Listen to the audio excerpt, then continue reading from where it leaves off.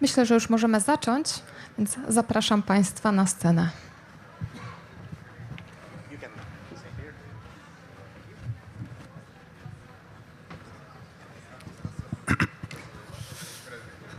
Dzień dobry Państwu. Zapraszamy do zajęcia miejsc i będziemy zaczynać, licząc na to, że kolejne osoby w trakcie wydarzenia dołączą. Przejdę teraz na język angielski, ponieważ nasz gość przyjechał ze Szwecji, więc po polsku się tutaj nie dogadamy.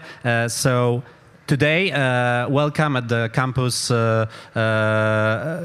for this meeting with the author of the book, Capitalist Manifesto, and we will talk, Will the Global Free Market Save the World, which is the subtitle of the book. Our guest today is Johan Norberg, writer, lecturer, documentary filmmaker. He came to us from Sweden, and throughout his career he has published some 20 books, including some that were translated into Polish. I think there are 3 books in Polish.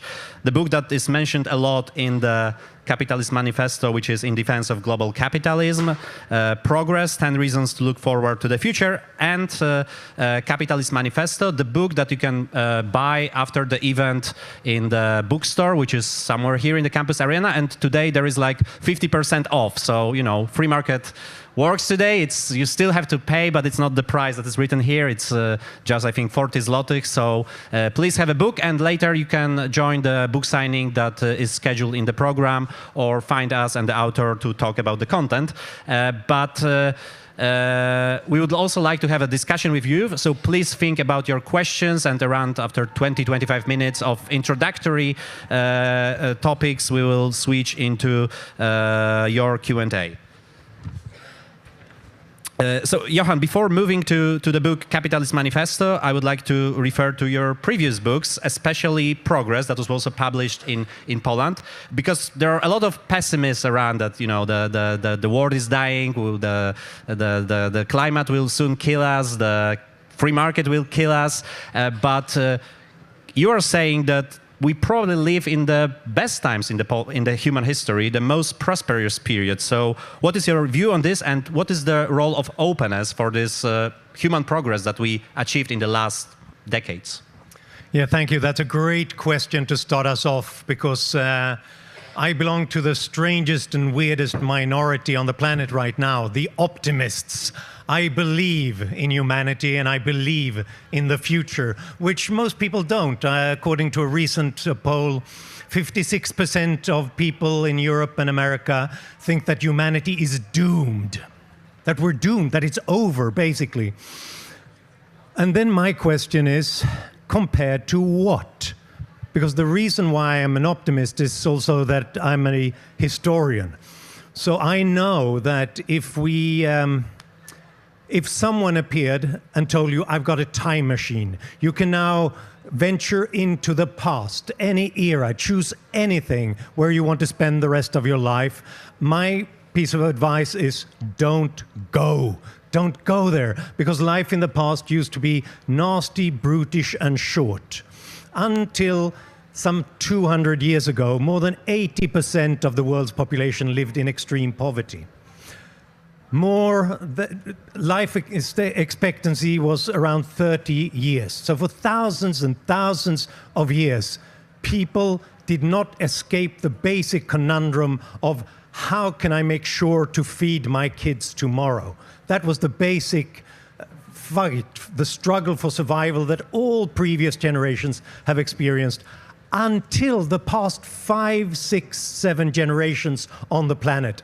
Then suddenly, extreme poverty collapsed from more than 80% to around 8% on the planet today. Life expectancy shot up from 30 years to more than 70 years today. Suddenly, the world improved in a way that our ancestors would never, ever have believed if you would have told them that this was a possibility. So that's why I'm an optimist, because I've seen the past. I know what it's like. It's awful. We don't want to go there. The question is, how can we continue to make this progress? We know it's within our capacity because our parents and our grandparents have achieved it, and so can we. And what about the openness and how it affects the progress. I think there are many people in this event that appreciate openness. They have liberal ideas. So how these liberal ideas, how openness to various things, including openness to trade, but also to different minorities, helped this progress in the past? Yeah, if you look throughout history, I mean, its average living standards was bad on the planet, but there were exceptions. There were moments in time when suddenly there was an explosion of cultural creativity, scientific discovery, technological innovation, and economic growth. From ancient Athens to China, 1,000 years under the Song dynasty, to the Renaissance, the Dutch Republic, and so on. And the common denominator between those places was not their religion, was not their tradition, not their geographical location, because it happened in different places, different religions, different people, but it happened in the moments of time when those civilizations were the most open to surprises. Often they came from abroad, so migrants and merchants, they crossed the borders and combined old ideas with new ideas from somewhere else, and that added a spark of creativity to what was already going on. And there was also, relative to other civilizations at the time, more of an inclusion in society, more groups. Not all groups. It's a very recent phenomena that we stop with slavery and feudalism and not treating women as independent human beings with their own rights. But relative to other civilizations, more inclusion, so that more people were allowed to experiment with strange new ideas and strange new technologies. And that's what you need. If you want something new to happen on the planet, whether it be inventions from the semiconductor to the bicycle, or cultural changes like great music or perspective in art, you needed to start somewhere. You need people to start thinking differently in a way that you've never done it before. And that's difficult. So it takes this openness to surprises, to what's actually quite uncomfortable to us. And that's why we have to repeat this lesson and talk about it a lot.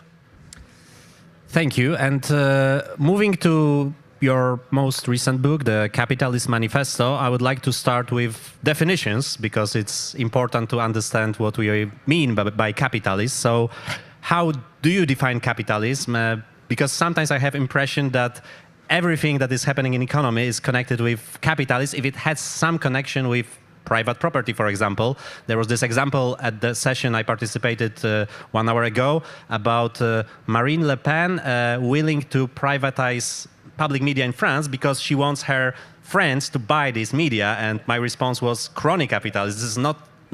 It is not something that is giving you progress. So what is the definition of the capitalist that is and might save the world? Well, thank you for giving the opportunity to clarify what I mean when I talk about capitalism and why I'm in favor of capitalism. It sounds like it's all about capital, right? It's a strange word. It sounds like it's the rule of capital and the rule of capitalists. But you know what? If we are talking about systems where people who control resources control societies, we have them everywhere throughout history. That's what slavery and feudalism and communism is about as well.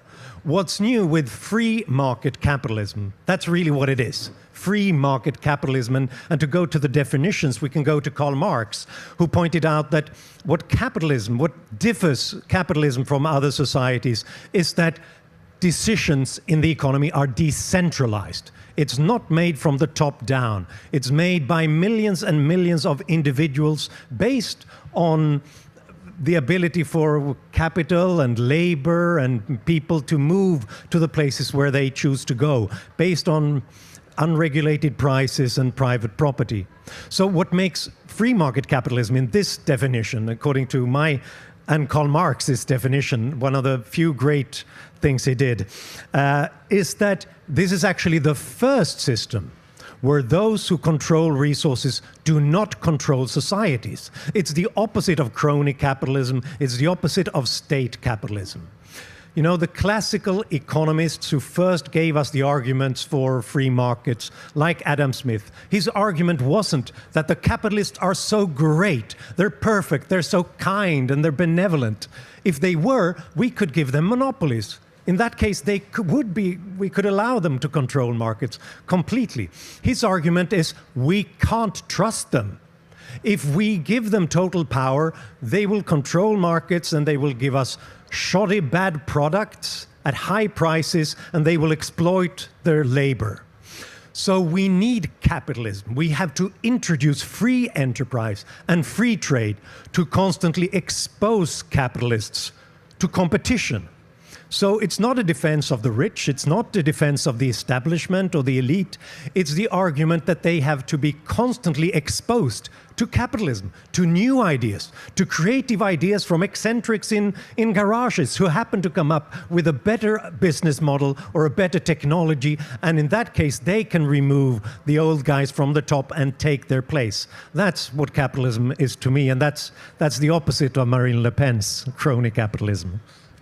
Thank you for this definition. I think it will also stimulate some questions in the second part of our meeting, and I guess there might be difficult questions. We asked the question, what is capitalist to you at Economic Freedom Foundation's stand, and there were some people writing many positive things like progress, like better life, but there were of course negative comments like destruction of environment, and we'll return to these topics later. But I think something that is also important to understand or to mention, and it is also in one of the chapters of your book, is happiness, or like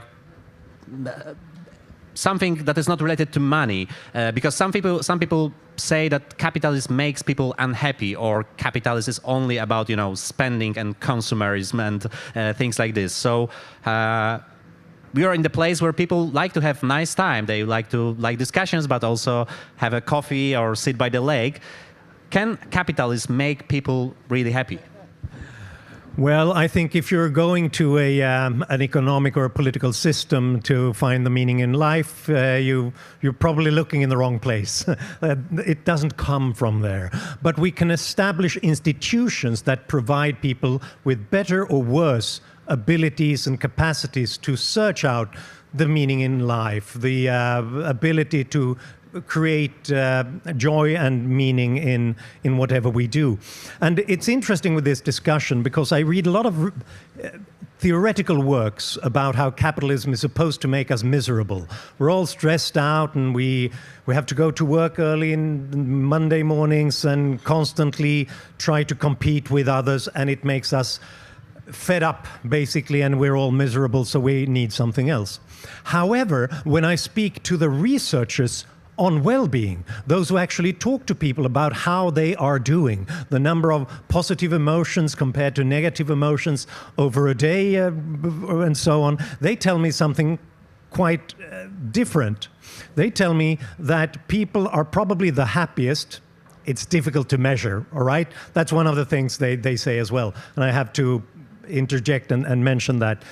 Because, you know, if you ask people on a day like today if they're happy, how happy they are in their life from 1 to 10, 10 being the happiest possible. Well, on a sunny day, when you're out on this campus and with this beautiful view to the lake, your whole life satisfaction probably jumps a tenth. 10% or something like that. We're easily distracted. If it's a rainy day, our life satisfaction drops by 10%. If we find a coin in the elevator on our way to the researcher's lab, where they're going to ask us if we're happy or not, we're 10% happier with life because we found that coin. So we're easily distracted when it comes to emotion. But, and it's also difficult to measure, Swedes are very happy, apparently, but some researchers say that's just because we have very low expectations on life, so we're constantly pleasantly surprised by that. However, with all these things taken into consideration, what's the overall lesson? The well-being researchers tell me that people are probably the happiest that they've ever been in the richest and freest free market societies on the planet. And isn't that great? And why is that? That sounds strange if we're constantly fighting for survival. Well, one of the things that they are saying is that people fight for survival in any system. But it gets a little bit easier in a richer society where you have more opportunities to venture into different educations and jobs and identities and cultures that are in alignment with what you believe yourself than in places where there's one size that fits all and they're trying to force everybody into it. In those circumstances, it's easier to find meaning of life. And one thing then that they say, sorry, it's a long response, but I love happiness and joy, so I enjoy talking about it, is that it's probably not materialism and consumerism that makes us happy in capitalist societies. It's the fact that we can forego consumerist and materialist opportunities more than in any other previous society. Because in poor societies, in oppressed societies, where you're desperately poor and you're fighting to put food on the table of your family, then any opportunity to get anything extra, you're going to have to take it, no matter how awful it seems, no matter how dirty that kind of job is, no matter which kinds of personal relationships that you sacrifice. In fact, people in polls, when you ask them, where are people the least materialistic? Where are they the least interested in sacrificing what they find as important, dignified, in alignment with their ideas and their personal relationships? Well, that is in the richest and most capitalist societies. Because one of the greatest things of having money is that you don't have to care about money all the time. That's one of the reasons why economic growth is wonderful if you want to make people less materialistic, because then we can start doing other things. We can engage in culture. We can talk about theories about happiness and well-being, something that only the richest elites in previous societies got to do. Thank you. And can I, if there is someone from technical assistance, maybe it's possible to switch off the ventilator tutaj? Because I think it's a bit too... How is ventilator in English? Oh, okay, fun, yeah. Thank you. We'll produce a bit less CO2 because of switching it off. And I guess you will respond to environmental questions very soon. But before moving to this question, let's move a bit to big companies, because sometimes we hear, okay, capitalism is good, but only for the biggest players. You can see a lot of big brands here, for example, popular ride-sharing app, and some people say, oh, their only goal is to capture the whole market, and then they will monopolize ride-sharing, and they will increase prices by 100%, and then we are all doomed. It's the same with some technological companies today, but in the past, these were other types of companies. So is it true that capitalism is always producing monopolies, and that these monopolies are bad for us as consumers? Should we fight with capitalists to fight with monopolization of economy? Well, you know, 20 years ago, I also wrote about free market capitalism, and then people told me, you know, because of the size of certain companies, especially in tech companies, they have an advantage, because the more people who are on that platform, the more everybody else needs to be on that platform, because that's the only way to reach other people. And that's why it will be impossible to break the monopoly of the biggest cell phone producer and of the biggest social media network. And that was, of course, the cell phone producer Nokia, which was biggest on the planet, and nobody thought that they would ever be exposed to any kind of competition. And the biggest social media network was MySpace.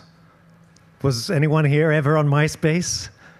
No, one. That's great, because you can vouch for me when I tell them that this is not a joke. It was there. It was the biggest one. People said, because of these bandwagon effects, everybody has to be on MySpace, and there will never be room for another social media. So we have to break up their monopoly.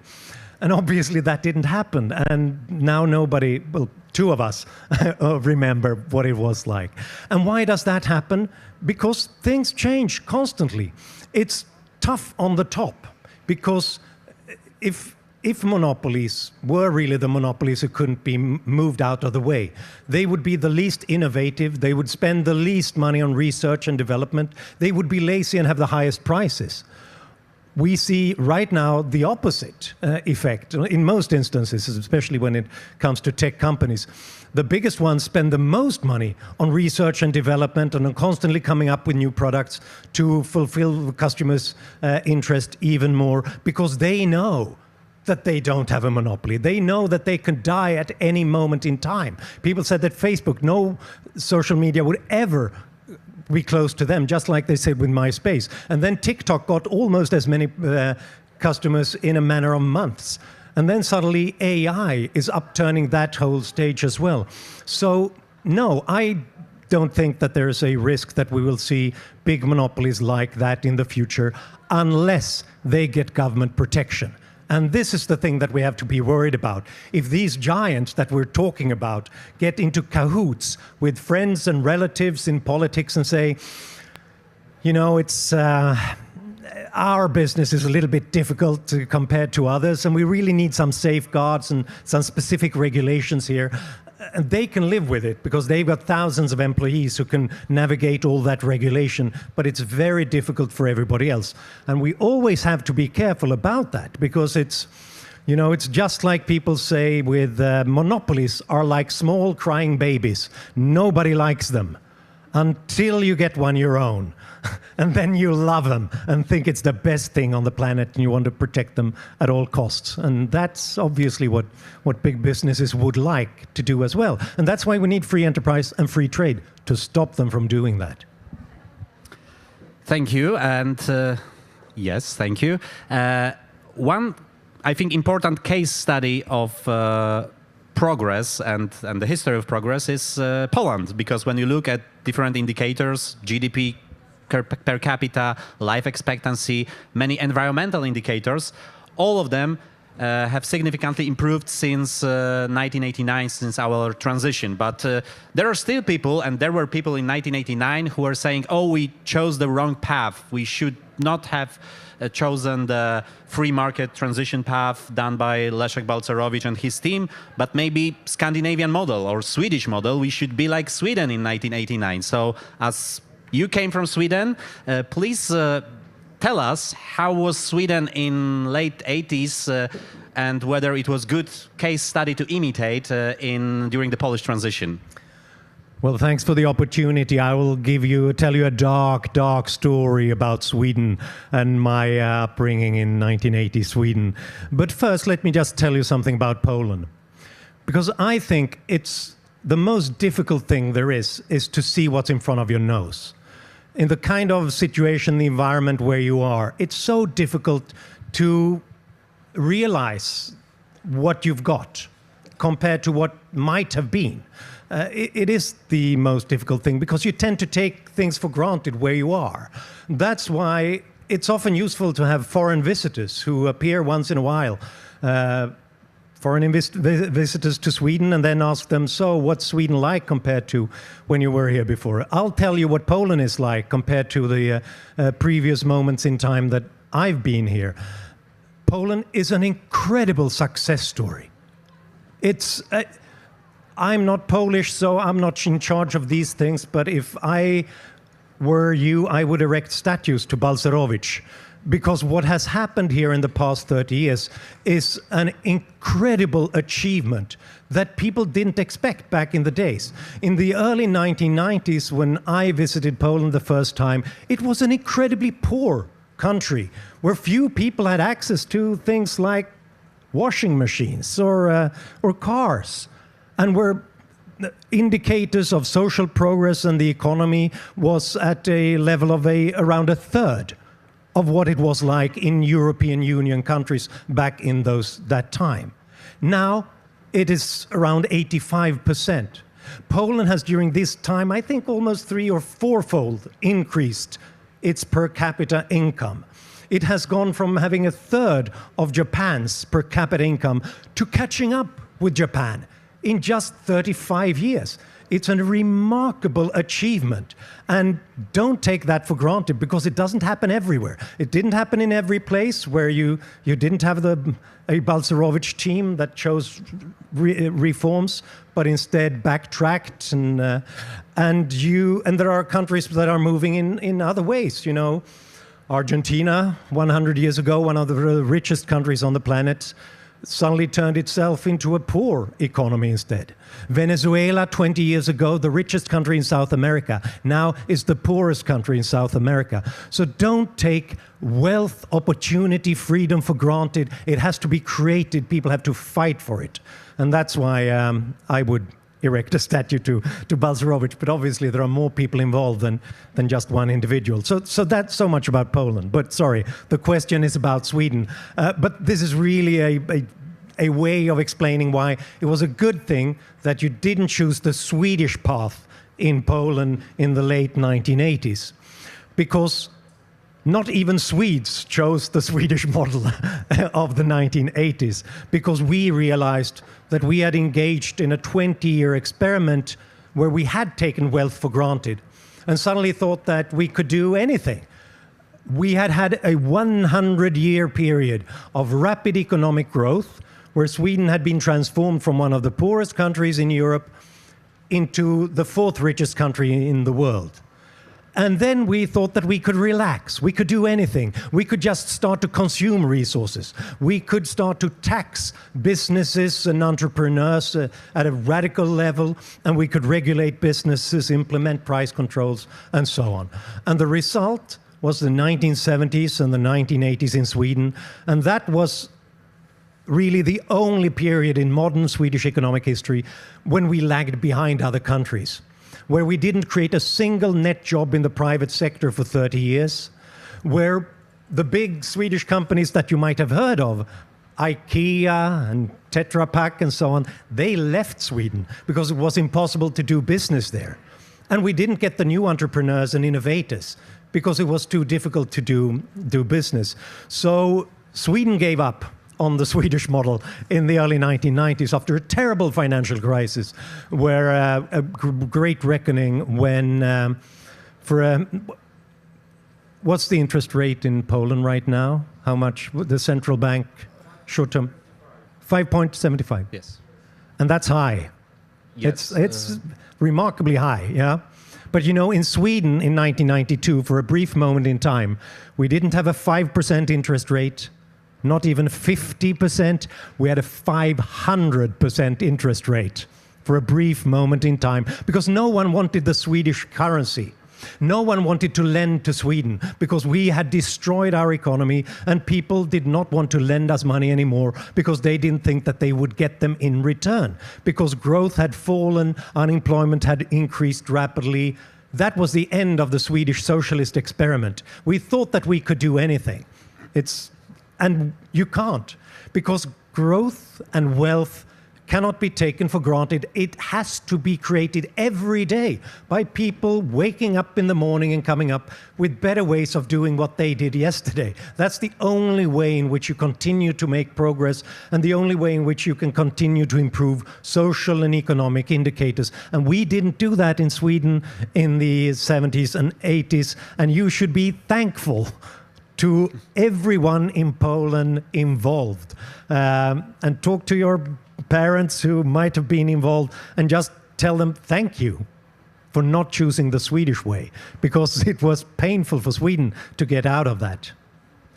And if you want to learn more about the Swedish model and Anders Chydenius, if I pronounce his name properly, the Swedish Adam Smith, you can watch the movie on YouTube, Sweden Lessons for America, but I think this is universal message, also Sweden Lessons for Poland, for other countries. It has Polish subtitles and you can find it on the YouTube of Free to Choose Network. Very interesting documentary, of course, created by Johan, so he is taking you to the journey around Sweden. But now the most important part of every session in campus, that is questions. We are hoping to have difficult and tough questions about capitalism. I see the lady in the middle there. Yes.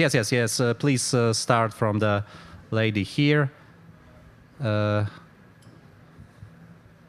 Hello, my name is Polina, and I have a question about how false the freedom of choice is in the companies we're choosing.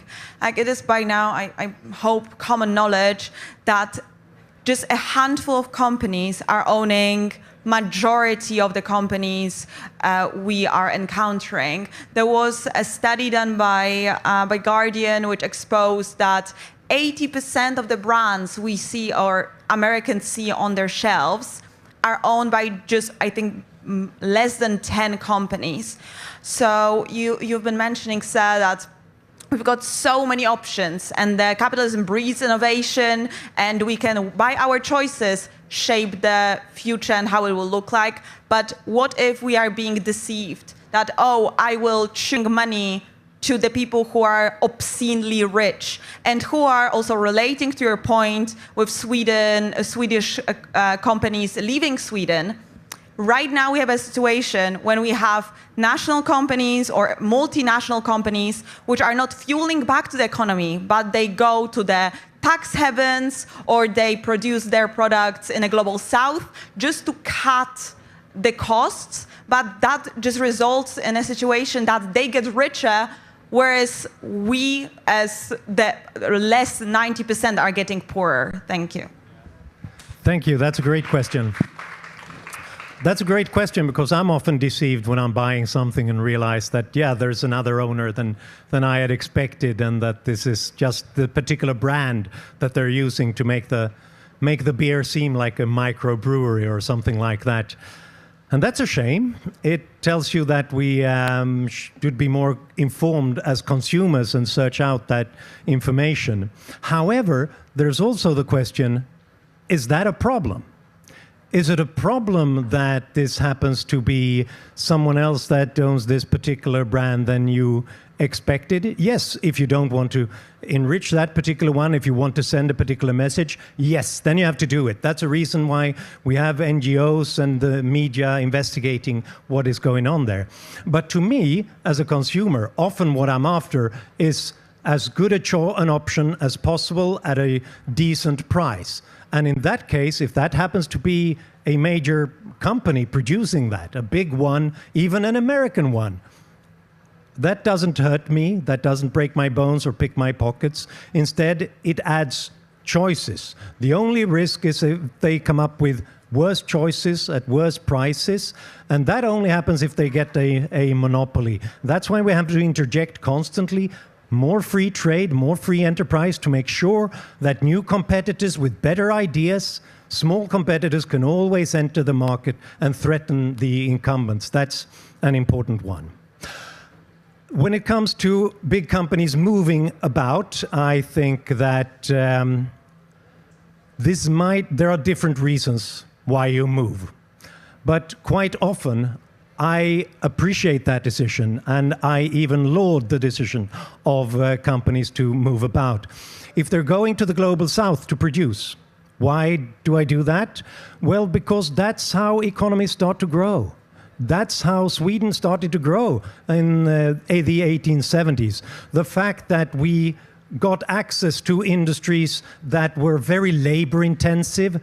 We didn't have much capital, we didn't have much education originally, but we could produce a very simple labor-intensive manufacturing and in agriculture and so on, and sell it to other parts of the globe. And that gave us the revenue to start to make our production more efficient so that we became more productive, and that's how we got richer. And that would only be a problem if the companies that left for those places, when they leave our countries, our relatively rich countries like Sweden and Poland, leave us behind so that we fall behind and become poor.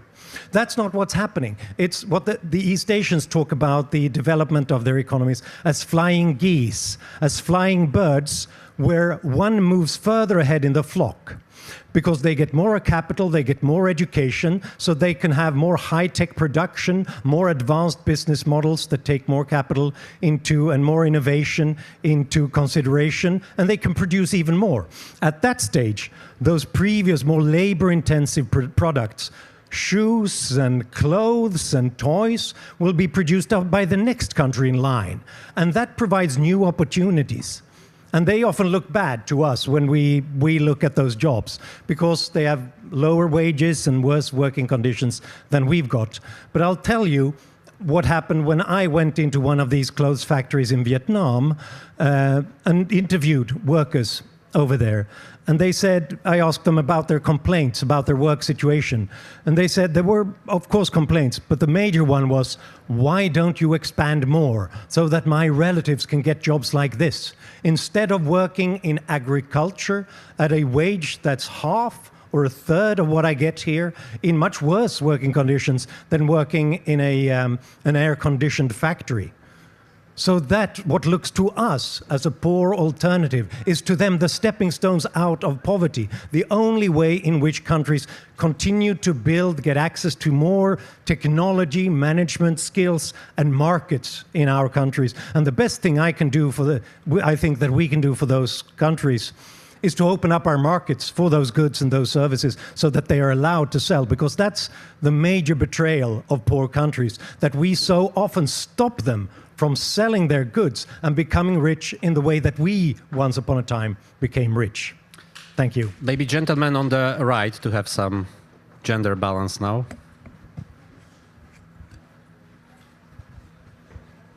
Yes, you can start here. Hi, my name is Jan. I came from Warsaw.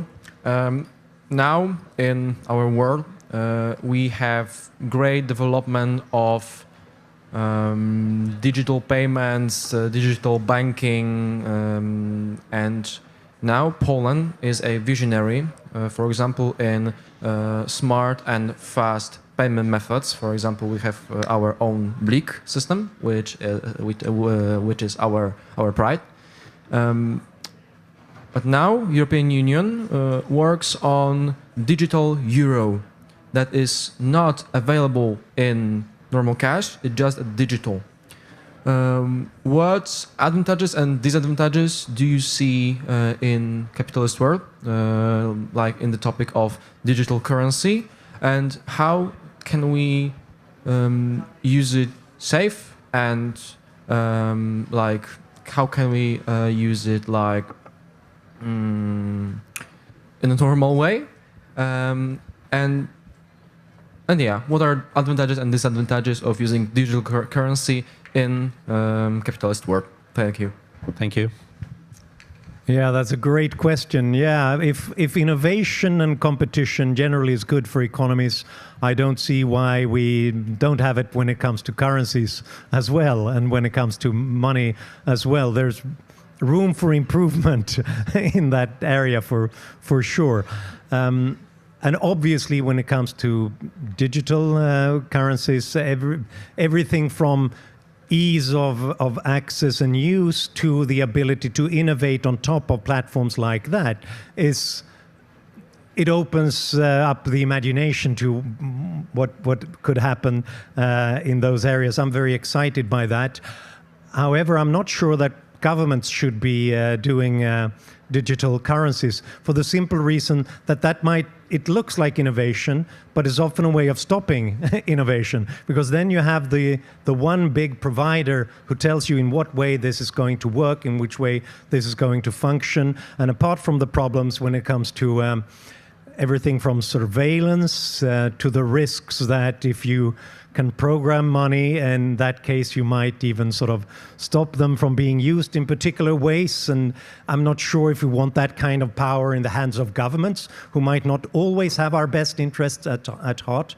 But apart from that, I think it might be a way of stopping the creativity that might come from more entrepreneurs and innovators entering the market and coming up with their particular ideas and innovations on top of that. So yes, please, more competition, but perhaps not in the form of governments. Lady at the back of the tent. Yes. Hello, I'm Zosia, also from Warsaw, and as I agree with you that capitalism is way better than communism, and that's a fact. And communism just doesn't work. But we can see in our modern, more developed market that capitalism also has its flaws, and it needs to be regulated. My favorite example is the insulin prices in USA. So, what are your ideas on regulating the capitalism so it's not as overpowered as in USA, where people are paying ridiculous prices for their lives? What are your ideas? Yeah, that's a great question, and it's let's first look at insulin and then the broader implications of your question, because I agree it shouldn't cost that much for life-saving drugs and medicines. So how do we make them come down in price? I'm not sure that price regulations is the way to go, for two reasons. The first one being that price controls, if you constantly implement them and instantly implement them, will also be a way of blocking massive resources entering research into what might possibly be, only 1 out of 100 different ideas for drugs are ever developed to the extent that they actually start to make sense. And going through those trials, clinical trials that takes years and billions of dollars, that won't be done unless you can actually, at least in the beginning, take a lot of get those drugs there. So we wouldn't have cheap drugs, we would have no drugs if we had price controls all over. However, there should be a limit in time. If you can keep very high prices on a particular drug where we know how to produce it, it means that you have a monopoly. And that's what patents are.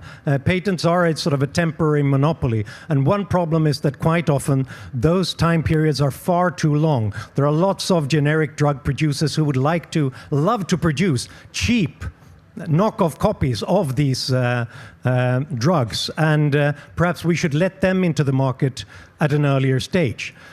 The problem right now in the US, as I understand it, is that now you're doing it with a price control instead, which means that somebody else have to pay. It's not the generics, so instead you have to pay for it in another way. So premiums for insurance that includes these drugs are skyrocketing, so that people suddenly lose their insurance. They can't afford it anymore, which is the reason why Kamala Harris now says that perhaps we should cancel debts that are related to insurance payments in healthcare.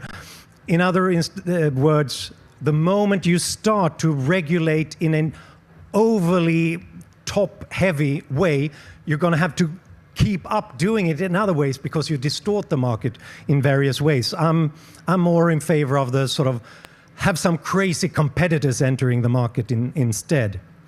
But you had a broader question, and that's an important one. Where do we need regulations? What can we do? Where do we have to do things? In my mind, the government should be the referee. And then we should have lots of players coming up with strange new ideas on how to play. And we should be very careful so that we don't get more referees than we have players out there in the market. But at the same time, the referees have to make sure that the rules are out there, they're being implemented, and they're being implemented equally across the board so that no one gets any favors, even if they're a big financial firm or a medical firm with lots of lobbyists. That's my take. Thanks. Thank you. We have a question here. Hello, my name is Maciek. I came from Sosnowiec, a region famous for its working class tradition, and this is my perspective also. For me, capitalism is a system where almost everything what it offers is bad, with a little profits for whole society. And I was interested by your statement about, I would say, goddamn Balcerowicz. And I don't know if you know, because you said like, wow, that was something like, it was a luck that we have an almighty Balcerowicz. That's how I get it.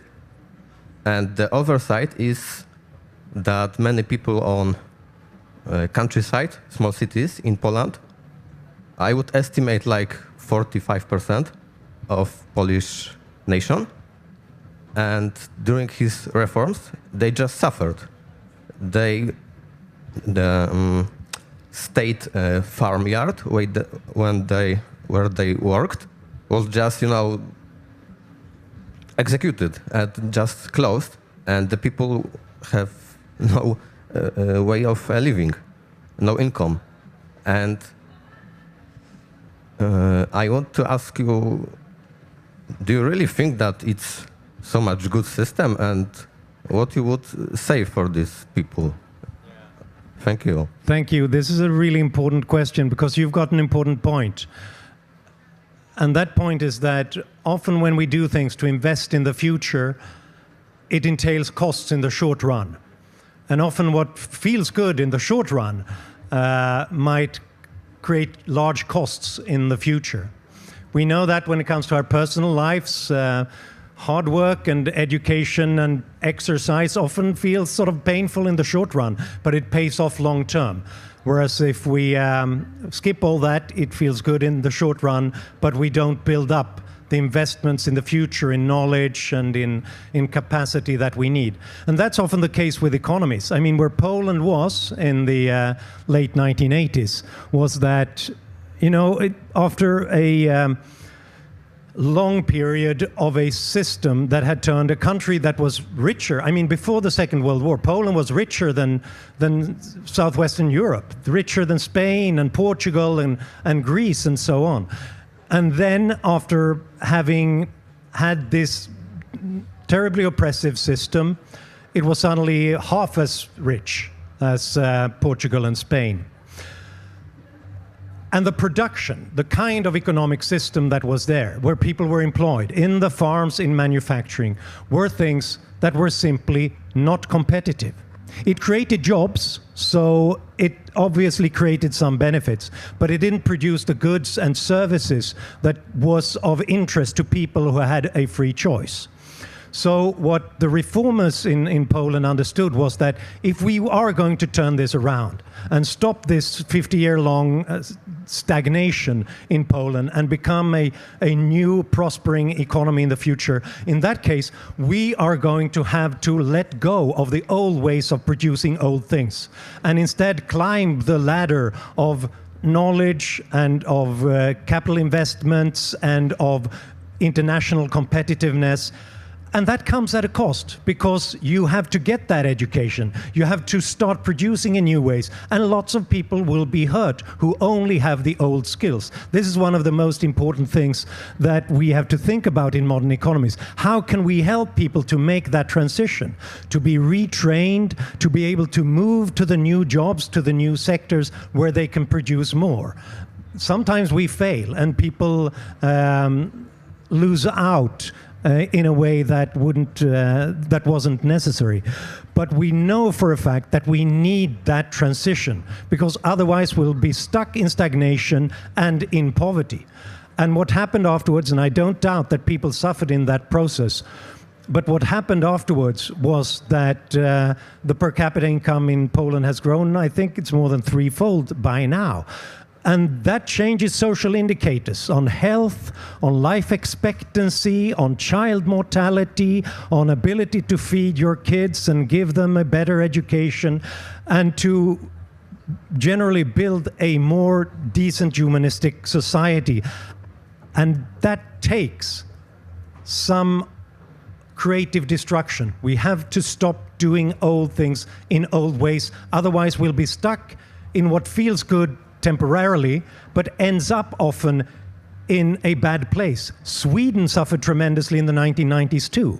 We suffered tremendously because our great experiment of not upgrading, not being competitive, failed drastically. And that resulted in huge unemployment and lots of human suffering. But it didn't come from a place where we had built something better for our kids that they could experience, but for having wasted lots of money effortlessly, uselessly in things that didn't build a better future. And that's a worse place of making those sacrifices, I think, than in one that builds the future. Thank you, Johan, and my great apologies to all other people wanting to ask the questions. You can still do it after this session because I receive information that we have to end, but some short announcements before we leave the tent. So first, you can talk to Johan after the session. He will be here. He will sign the books, I think, around 4 p.m. In the bookstore. You can buy the books with 50% off today's special price, so cheaper even than online. Do it and have a look, because you can read, for example, a chapter about capitalism and environment, which was not mentioned here, but I think the member of parliament will be interested in this topic from the Green Party and some other people here as well. So have a look at the book. You can also take the copy of the report about the single market published by the Economic Freedom Foundation. My name is Marek Tatawa and I am president of the foundation. If you want to learn more about the foundation, please talk to me, our staff members, visit our stand where you can have some free gadgets. And thank you once again, Johan, for joining campus and being with us. And I hope you had a great time too here. Thank you, and thanks for all the great questions. I really enjoyed it. Thank you. Thank you.